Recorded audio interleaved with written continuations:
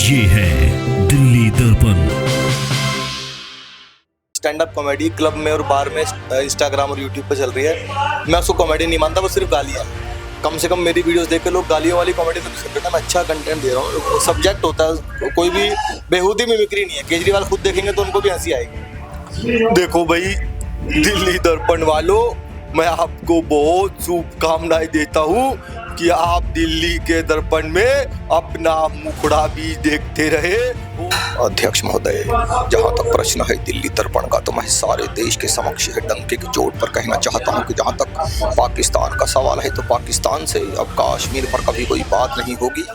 मशहूर कॉमेडियन दीपक सैनी इस वक्त हमारे साथ बातचीत के लिए मौजूद है। सर से बात करेंगे, देश ही नहीं बल्कि विदेशों में भी इनकी कविताएं और मिमिक्री की धूम है। सर बहुत बहुत स्वागत है आपका दिल्ली दर्पण पर। धन्यवाद। लगातार कई वर्षों से आप कर रहे हैं कॉमेडी और मिमिक्री की बात करें तो कई ऐसे मिमिक्रीज हैं सोशल मीडिया पर वायरल कवि हैं आप। किस तरीके से ये जो पूरी जर्नी रही, दिल्ली के ही रहने वाले हैं और यहीं पर, और खासकर जब अरविंद केजरीवाल की बात होती है तो उसको लेकर के कई मशहूर आपकी जो मिमिक्री है वायरल होते रहती है। देखिए मिमिक्री तो मैं बचपन से ही करता रहा, पहले बॉलीवुड की करते थे, लेकिन मुझे बहुत जल्दी समझ में आ गया कि बॉलीवुड वालों की मिमिक्री गली गली में बच्चे करते हैं, तो मैं अपनी अलग पहचान नहीं बना सकता। तो फिर मैंने नेताओं की मिमिक्री शुरू की और नेताओं की करते करते कई वीडियोस बहुत मेरी वायरल हुई। फिर रही बात केजरीवाल जी की, तो जब ये शराब नीति आई तो मैं जहाँ रहता हूँ वहाँ मंदिर के सामने शराब का ठेका बना, तो मैं लड़ाई तो कर नहीं सकता सरकार के साथ, मैं कलाकार हूँ तो मैं व्यंग बाण छोड़ सकता हूँ। तो मैंने मफलर डाल के एक वीडियो बना डाला केजरीवाल के नाम से और वो बहुत वायरल हुआ। मुझे प्रेरणा मिली कि और बनाए, फिर 2 बनाई, 4 बनाई, फिर कमाई होने लगी उस वीडियो से सोशल मीडिया पे।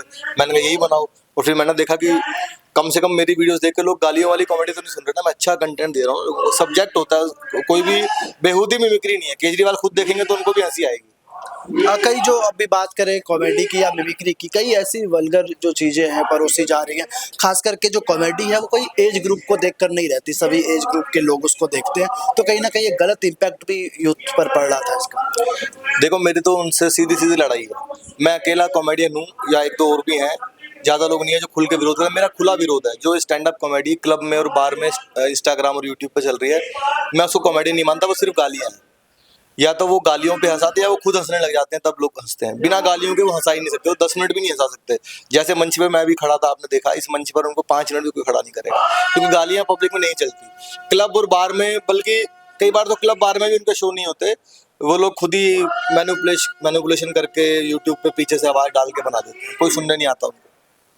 अगर बात करें अमित शाह जी की, तो सबसे ज़्यादा जो तालियां है आपको उस पर मिलती है। अगर हमारे दर्शकों को भी आप कुछ बता दें कि जो लगे कि अमित शाह यदि दिल्ली दर्पण पर आ जाए तो किस तरीके से इंटरेक्ट करेंगे वो। हाँ, ये मेरी सबसे ताज़ा मिमिक्री है अमित शाह जी को। मेरी मतलब मुझे आशीर्वाद ईश्वर का ही है कि मैं जिसकी करता हूँ लोग कहते हैं ये तेरा बेस्ट है। जब मैंने राजनाथ जी की जिस जमाने में की थी, लोग कहते थे भाई ये बेस्ट है, इससे बढ़िया कुछ नहीं। राकेश टिकैत की मैंने मिमिक्री की थी किसान आंदोलन में, वो बहुत सुपर वायरल थी, लोग कहते थे इससे बढ़िया कुछ नहीं। बाबा बागेश्वर की लोग कहते हैं इससे बढ़िया कुछ नहीं। अब अमित शाह जी की है तो आप भी कह रहे हो इससे बढ़िया कुछ नहीं। तो अमित शाह जी यदि आते, ऐसे आर्टिस्ट है जो अमित शाह की करने में थोड़ा हो पाता है, मैच नहीं हो पाती बड़ी। बस यही ईश्वर की कृपा है, क्योंकि मैं थोड़ा अलग तरीके से करने की कोशिश करता हूँ। दूसरे आर्टिस्ट को देख के कॉपी करते हैं, जैसे मैंने करते तो मुझे देख के कॉपी करेंगे, अमित शाह जी को देख के नहीं करेंगे। मैं डायरेक्ट देख के कॉपी करता हूँ।